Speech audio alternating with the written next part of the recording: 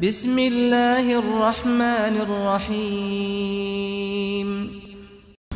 روزے کی حالت میں اگر کوئی سرما لگانا چاہے تو لگا سکتا ہے، کیونکہ نبی صلی اللہ علیہ وسلم اکتحل فی رمضان، آپ صلی اللہ علیہ وسلم نے رمضان کے دنوں میں وہ صائم، آپ روزے سے تھے اور آپ صلی اللہ علیہ وسلم نے سرما لگایا۔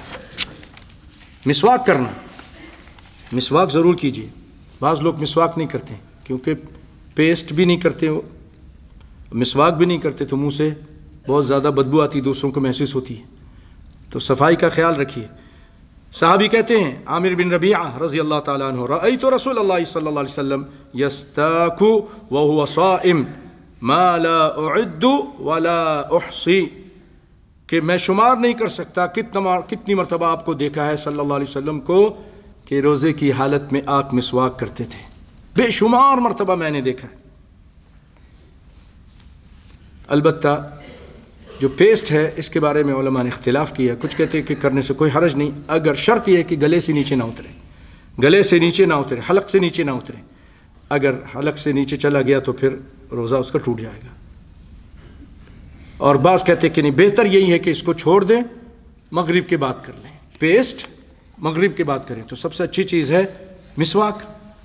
اس میں مرضات الرب بھی، تمہارے رب کی رضا بھی ہے، مسواک کرنے میں اللہ خوش ہوتے ہیں، وَمَطْهَرَةُ الْفَمِ، اور تمہارے منہ کی پاکی بھی ہے، منہ سے جراثیم نکل جاتے ہیں، بدبو ختم ہو جاتی ہے۔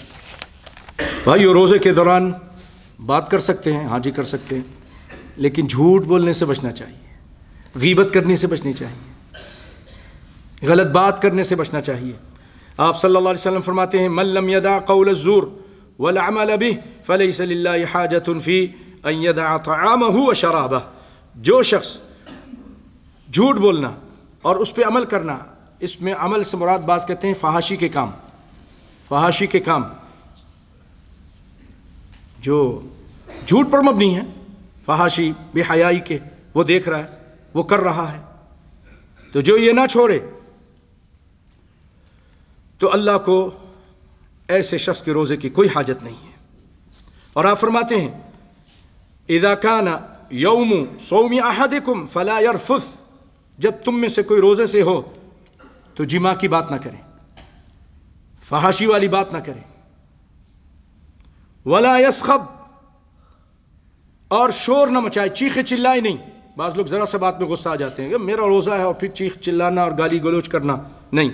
فَإِن سَابَّهُ أَحَدٌ أَوْ قَاتَلَهُ فَلْيَقُلْ إِنِّي امْرُؤٌ صَائِمٌ، اگر کوئی آپ سے جھگڑا کرے اور گالی گلوچ کرے تو آپ کہیں کہ میں روزے سے ہوں، پہلے اپنے دل میں کہیں، اپنے آپ کو ٹھنڈا کریں، وہ گالی دے رہا ہے إِنِّي صَائِمٌ، علماء کہتے ہیں کہ اپنے دل میں کہیں، لیکن پھر بھی وہ باز نہیں آ رہا، آپ کے صبر کرنے پہ بھی وہ گالی گلوچ پہ اترا ہوا ہے اور آگے بڑھ رہا ہے، تو اس کو شرم دلانے کے لیے کہے إِنِّي امْرُؤٌ صَائِمٌ، إِنِّي صَائِمٌ، میں روزے سے ہوں بھائی، تاکہ اس کو کچھ حیا آ جائے کہ یہ تو روزے دار ہے اور جواب بھی نہیں دے رہا اور میں اس کے ساتھ بدتمیزی کر رہا ہوں۔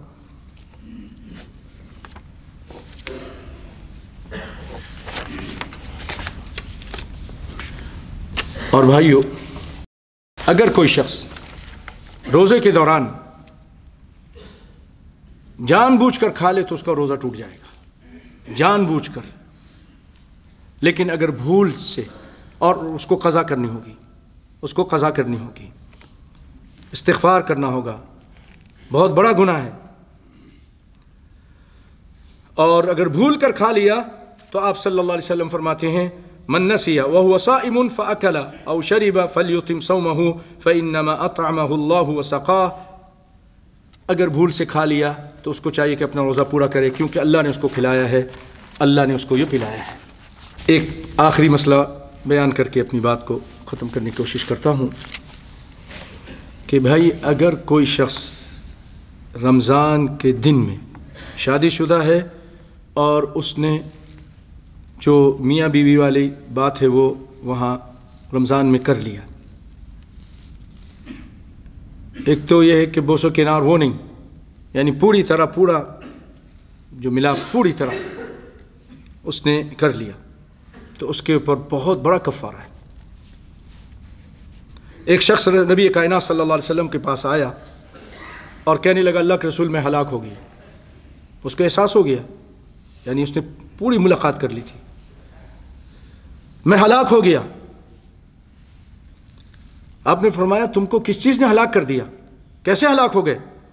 اس نے کہا وقعت علی امرأتی وانا صائم، میں اپنی بیوی پر واقع ہو گیا اور میں روزے سے تھا، یہ کام مجھ سے ہو گیا، روزے میں جذبات میں آ گیا۔ آپ نے فرمایا دیکھیے کفارہ سنیے، هل تجد رقبة تعتقها، تمہارے پاس ایک گردن ہے، یعنی کوئی غلام ہے جس کو تم آزاد کر دو۔ اس زمانے میں غلام بکتے تھے، مثلا یہ 1000 دینار کا، یہ 10,000 دینار کا ہے، اس کے فن کے حساب سے۔ تو تمہارے پاس غلام ہے؟ نہیں، غلام نہیں ہے۔ آپ نے فرمایا فَهَلْ تَسْتَطِيعُ أَن تَصُومَ شَهْرَيْنِ مُتَتَابِعَيْنِ، اچھا تم پھر ایسا کر سکتے ہو 2 مہینے کے روزے رکھ سکتے ہو۔ تو آپ خود سوچئے جو 1 مہینے کا نہیں رکھ سکا وہ 2 مہینے کا کیسے رکھتا؟ اس کے لیے تو پہلے 1 مہینہ مشکل ہو گیا اور اس سے یہ معاملہ ہو گیا۔ تو آپ صلی اللہ علیہ وسلم جب اس نے کہا کہ نہیں میں 2 مہینے نہیں رکھ سکتا، 1 مہینہ نہیں رکھا تو 2 کیسے رکھ سکوں گا؟ آپ نے فرمایا اچھا تمہارے پاس 60 مسکین کو، 60 مسکینوں کو کھانا کھلانے کا انتظام ہے، کھلا سکتے ہو، اتنا پیسہ ہے، 60 آدمی کو کھانا کھلاؤ۔ کہا نہیں، یہ بھی نہیں کر سکتا، غریب ہے، مسکین ہے، کہ بیچارہ جذبات میں آ گیا۔ تو آپ صلی اللہ علیہ وسلم خاموش ہو گئے، ٹھیک ہے اب یہی 3 حل ہے میرے پاس، اور وہ شخص بھی بیٹھ گیا۔ اللہ کا کرنا ایسا ہوا کچھ دیر کے بعد ایک تھیلی لائی گئی یا ایک بوری لائی گئی، بڑا تھیلا لایا گیا، عرق بولتے ہیں اس کو، جس میں بہت ساری کھجوریں تھیں۔ آپ صلی اللہ علیہ وسلم نے فرمایا کہاں ہے وہ سائل جس نے سوال کیا؟ تو اس نے کہا اللہ کہ میں ہوں یہ۔ تو آپ صلی اللہ علیہ وسلم نے فرمایا جاؤ اس کو مسکینوں پہ صدقہ کر دو۔ اب یہ شخص غریب تھا، مسکین تھا، حاجت مند تھا بیچارہ، کہنے لگا اعلی افقر منی یا رسول اللہ، اللہ کے رسول کیا اپنے سے بھی زیادہ کوئی فقیر کو دے دوں؟ مجھ سے زیادہ کوئی فقیر نہیں ہے، میں ہی فقیر ہوں، میں ہی محتاج ہوں۔ آپ صلی اللہ کہنے لگا فواللہ ما بین لابتیہا یرید الحرتین اہل بیت افقر من اہل بیتی، کہنے لگا کہ ان دونوں پتھریلے میدانوں کے درمیان، یعنی مدینے کی وہ بستی، اس کا ذکر کر کے کہہ رہا ہے کہ ہمارے گھر سے زیادہ کوئی گھر فقیر اور محتاج نہیں ہے۔ یہ سننا تھا، آپ صلی اللہ علیہ وسلم ہنس دیے، مسکرا دیے، ہنس دیے، اور آپ صلی اللہ علیہ وسلم نے فرمایا اطعم اہلک، جاؤ اپنے گھر والوں کو کھلا دو۔ یہ اس کے لیے خاص تھا، ہم لوگوں کے لیے نہیں۔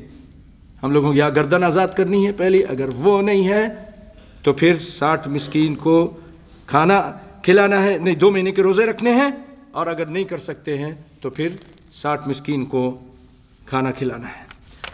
یہ ایک اہم مسئلہ تھا بھائیو جو آپ کے سامنے بیان کیا۔ اسی سے ایک اور چھوٹا سا مسئلہ، بہت چھوٹا سا ہے وہ، کہ اگر روزے کے دوران آپ کو قے آ جائے تو کیا آپ کا روزہ ٹوٹ جائے گا؟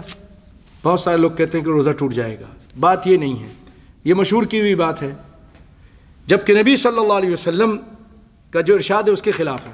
آپ فرماتے ہیں من ذرعہ القی فہو صائم وہو صائم فلیس علیہ قضاء، جس کو خود بخود قے آ جائے، متلی ہوئی پھر قے آ گئی، اب وہ منہ بھر کے ہوئی، بالٹی بھر کے ہوئی، برتن بھر کے ہوئی، کوئی حرج نہیں، اسلام نے ماپنے کے لیے نہیں کہا۔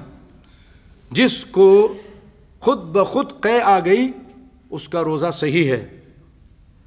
فلیس علیہ قضاء وان استقى فلیقضی، ہاں جو کوئی چیز ڈال کر، انگلی ڈال کر، ہاتھ ڈال کر، کوئی اور چمچہ ڈال کر اپنے منہ میں ایسے کرتا ہے کہ اس کو الٹی آ جائے، پھر اس کو الٹی آ گئی تو اس کا روزہ ٹوٹ گیا، اس کو پھر قضا کرنا پڑے گا۔ یہ صحیح ابو داؤد کی روایت ہے، ترمذی میں بھی ہے، ابن ماجہ، مسند احمد، دارمی وغیرہ میں یہ روایت ہے۔ میں اس لیے اتنے زیادہ نام لیے ہیں تاکہ لوگوں کے یہاں ایک غلط بات رائج ہے، وہ سمجھتے ہیں کہ الٹی آتے ہی جو ہے نا منہ بھر کے الٹی آ گئی تو روزہ ٹوٹ جائے گا، اور بیچارہ روزہ توڑ دیتے ہیں۔ غلط ہے، روزہ نہیں ٹوٹے گا اگر خود بخود آپ کو الٹی آئی ہے، چاہے منہ بھر کے آئے کہ برتن بھر کے آئے کہ پتیلا بھر کے آئے۔ کب ٹوٹے گا؟ جب آپ خود انگلی ڈال کر قے کریں گے۔